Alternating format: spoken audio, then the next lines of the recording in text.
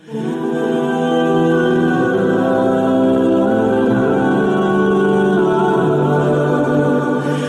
اللہ الرحمن الرحیم۔ دنیا کی تاریخ میں بہت سے ایسے بادشاہ گزرے جنہوں نے اپنے غرور، تکبر، شان و شوکت اور انا میں آ کر خدائی کا دعویٰ کیا، اور اللہ تبارک و تعالی نے ان بدبختوں کا ایسا حال کیا کہ ان کو نیست و نابود کر دیا۔ لیکن اللہ تبارک و تعالی کا ارشاد ہے کہ میں اس وقت تک کسی قوم پر عذاب نازل نہیں کرتا کہ جب تک اس کے پاس پیغمبر نہ بھیج دوں۔ معزز سامعین کرام، خدائی کا دعویٰ کرنے والوں میں سے ایک بدبخت بادشاہ شداد بھی گزرا ہے، جس کا آج ہم اس ویڈیو میں ذکر کریں گے، جس نے اللہ کی وحدانیت کو جھٹلا کر خدائی کا دعویٰ کیا اور دنیا میں ہی اپنی جنت تعمیر کروائی۔ احقاف قوم عاد کا مسکن تھا۔ عربی میں ریت کے لمبے اور اونچے ٹیلوں کو حقف کہا جاتا ہے۔ احقاف حقف کی جمع ہے اور یوں اس کا مطلب ہوتا ہے ریت کے اونچے اور لمبے ٹیلوں کی زمین۔ یہ علاقہ یمن اور عمان کے درمیان بکھرا ہوا تھا۔ قوم عاد یہاں سے 8,500 سال قبل آباد تھی۔ اللہ تعالیٰ نے انہیں سرسبز کھیتیاں بھی دے رکھی تھیں، جانور بھی دے رکھے تھے، پانی بھی دے رکھا تھا اور وافر خوراک بھی دے رکھی تھی۔ نعمتوں کی اس فراوانی نے انہیں بھٹکا دیا۔ وہ اللہ تعالیٰ کے باغی ہو گئے۔ ہدایت کے لیے حضرت ہود علیہ السلام کو بھجوایا گیا۔ وہ انہیں تبلیغ کرنے لگے، لیکن قوم عاد ان کا مذاق اڑانے لگی۔ وہ شرک سے پیچھے ہٹنے کے لیے راضی نہ ہوئے۔ شداد اس قوم کا بادشاہ تھا۔ یہ 2 بھائی تھے، شداد اور شدید۔ شدید پہلے بادشاہ بنا، وہ فوت ہوا تو شداد نے اقتدار سنبھال لیا۔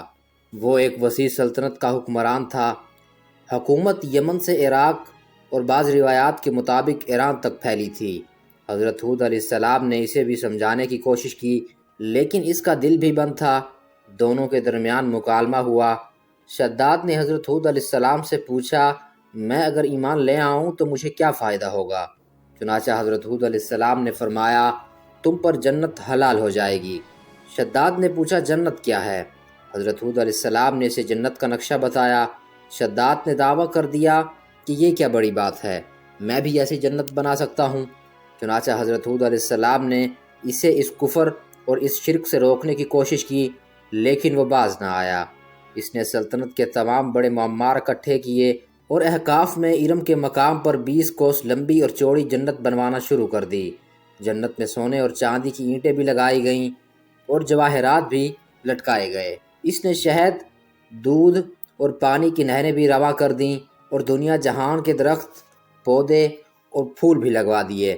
معزز سامعین کرام، قوم عاد بلند ستونوں پر محلات بنانے کی ماہر تھی۔ شداد کی ارم یعنی جنت میں یہ فن عروج پر تھا۔ ریت کے ٹیلوں کے درمیان بلند ستون تھے اور ان ستونوں پر سونے اور چاندی کی عمارتیں کھڑی تھیں۔ شداد نے فیصلہ کیا تھا وہ جنت کی تکمیل کے بعد اس میں قدم رکھے گا۔ چنانچہ معماروں نے جب اسے جنت کی تکمیل کی اطلاع دے دی تو وہ تیار ہوا، اپنی فوج لی اور جنت دیکھنے کے لیے روانہ ہوا۔ وہ جنت کے دروازے پر پہنچا، گھوڑے سے نیچے اترنے لگا۔ ابھی اس کا ایک پاؤں زمین اور دوسرا گھوڑے کی رکاب پر تھا کہ ملک الموت آ گیا۔ شداد نے اس سے صرف جنت میں قدم رکھنے کی مہلت مانگی، لیکن فرشتے کا جواب تھا، اللہ تعالیٰ کا حکم ہے میں تمہیں تمہاری جنت میں قدم نہ رکھنے دوں۔ وہ بہت گڑ گڑایا، لیکن ملک الموت نے اس کی جان قبض کر لی۔ وہ زمین پر دوسرا قدم نہ رکھ سکا۔ شداد کی موت کے بعد حضرت جبریل امین نے چیخ ماری اور شداد کی پوری جنت زمین میں دھنس کر غائب ہو گئی۔ شداد کا انجام قوم عاد کے لیے کافی تھا، لیکن جب انسان کی عقل پر غرور کا پردہ پڑتا ہے تو شداد ہو یا شدید، اسے کسی کا انجام دکھائی نہیں دیتا۔ حضرت ہود علیہ السلام قوم کو شداد کا انجام بتا بتا کر ڈراتے رہے، لیکن عاد نہ مانے، یہاں تک کہ وہ مایوس ہو گئے۔ اللہ تعالیٰ نے انہیں ساتھیوں کے ساتھ علاقے سے نکلنے کا حکم دے دیا اور وہ قوم کو آخری بار سمجھا کر احقاف سے نکل گئے۔ اللہ تعالیٰ نے ان کے بعد قوم عاد پر خوفناک آندھیاں مسلط کر دیں۔ وہ آندھیاں 7 راتیں اور 8 دن چلتی رہیں، یہاں تک کہ پوری قوم اپنے بلند ستونوں اور سونے اور چاندی کی عمارتوں سمیت زمین میں دفن ہو گئی۔ قوم عاد کا نشان تک نہ رہا۔ پوری وادی ریت کے صحرا میں گم ہو گئی۔ پانی کے ذخیرے بچے اور نہ ہی درخت، پودے، جانور اور کھیتیاں، صرف ریت کے لمبے اور اونچے ٹیلے بچ گئے۔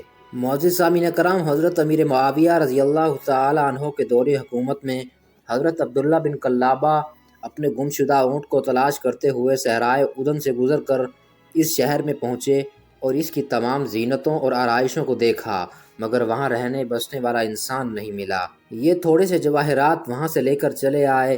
جب یہ خبر حضرت امیر معاویہ رضی اللہ تعالی عنہ کو معلوم ہوئی تو انہوں نے عبداللہ بن کلابہ کو بلا کر پورا حال دریافت کیا اور انہوں نے جو کچھ دیکھا تھا سب کچھ بیان کر دیا۔ پھر حضرت امیر معاویہ رضی اللہ تعالی عنہ نے کعب احبار رضی اللہ تعالی عنہ کو بلا کر دریافت کیا کہ کیا دنیا میں کوئی ایسا شہر موجود ہے؟ تو انہوں نے فرمایا کہ ہاں، جس کا ذکر قرآن مجید میں بھی آیا ہے۔ یہ شہر شداد بن عاد نے بنایا تھا، لیکن یہ سب عذاب الہی سے ہلاک ہوئے اور اس قوم میں سے کوئی ایک آدمی بھی باقی نہیں رہا۔ اور آپ کے زمانے میں ایک مسلمان جس کی آنکھیں نیلی، قد چھوٹا اور اس کے ابرو پر ایک تل ہوگا، اپنے اونٹ کو تلاش کرتے ہوئے اس ویران شہر میں داخل ہوگا۔ اتنے میں عبداللہ بن کلابہ آ گئے تو کعب احبار نے ان کو دیکھ کر فرمایا کہ باخدا وہ شخص جو شداد کی بنائی ہوئی جنت کو دیکھے گا وہ یہی شخص ہے۔ معزز سامعین کرام، قوم عاد اور دوسری سرکش قوموں کا حال بیان کرتے ہوئے قرآن مجید میں اللہ تعالیٰ نے ارشاد فرمایا ہے کہ جس کا ترجمہ کچھ اس طرح ہے، کیا تم نے نہ دیکھا تمہارے رب نے عاد کے ساتھ کیسا کیا؟ وہ ارم حد سے زیادہ طول والے کہ ان جیسا شہروں میں پیدا نہ ہوا ہو، اور سمود جنہوں نے وادی میں پتھر کی چٹانیں کاٹی، اور فرعون کہ چمیخا کرتا یعنی سخت سزائیں دیتا، جنہوں نے شہروں میں سرکشی کی پھر ان میں بہت فساد پھیلایا، تو ان پر تمہارے رب نے عذاب کا کوڑا بقوت مارا۔ معزز سامعین کرام، اللہ تعالیٰ کو بندوں کی سرکشی اور تکبر و غرور بے حد ناپسند ہے، اس لیے خدا بند قدوس کا دستور ہے کہ ہر سرکش اور متکبر قوم جس نے زمین میں اپنی سرکشی اور ظلم و عدوان سے فساد پھیلایا، اس قوم کو قہر الہی نے کسی نہ کسی عذاب کی صورت میں ظاہر ہو کر ہلاک و برباد کر دیا۔ شداد اور قوم عاد کے دوسرے افراد سب اپنی سرکشی اور تکبر کی وجہ سے خدا کے مبغوض ٹھہرے، اور جب ان لوگوں کا تمرد اور ظلم و عدوان اس درجہ بڑھ گیا کہ روئے زمین کا ذرہ ذرہ ان کے گناہوں اور بداعمالیوں سے بلبلا اٹھا، تو خدا بند قہار و جبار کی عذابوں نے ان سب سرکشوں اور ظالموں کو تباہ و برباد کر کے صفحہ ہستی سے حرف غلط کی طرح مٹا دیا۔